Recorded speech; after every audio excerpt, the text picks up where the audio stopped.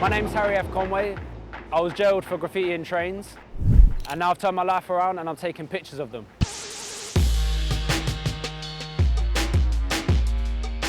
Back in 2012, I caused a lot of graffiti damage and I got convicted of painting trains in London. 12 months in Wormword Scrubs, and on release of prison, I went straight into photography. When I'd get a roll of film back from developing it, I'd kind of feel like Christmas. It'd be like, wow, what's going to be on this film? Who have I captured?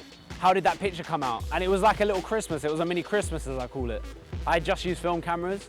And the reason for that is that I want my work to slow down. Film slows you down. You've only got 36 frames per roll of film. And you gotta know the photo. You can't just be spraying and praying. I couldn't just shoot click, click, click. I had to think, what do I want to go home and document? I'm constantly looking at people and thinking, is there a picture there? Tube's been designed in a way where we're facing opposite each other.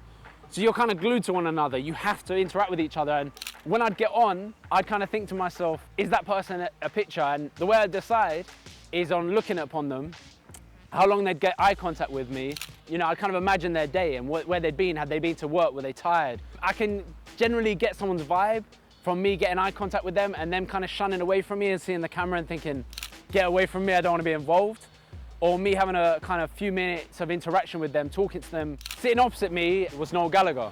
I'm not a massive Oasis fan, but he's got a character to him. And I said, I'd love to take your portrait. And he said, yeah, go for it. It was a very brief interaction, but I remember getting off that train and there was two ladies sitting next to him. And as they got off the train with me, they kind of nudged me and said, oi, was that Noel Gallagher? And I said, yeah, you were sitting next to him for your entire journey and you didn't work that out. If you're in London or you live in London, get on the Bakerloo Line. Look at the person next to you. What have they been through that day? Are they tired from work like you? Are they going through similar struggles? It's just another dirty tube line. But the person next to you might have more in common with you than you might know. Sit down, look at your fellow commuter and realise they're just another human being like you. They're not too different.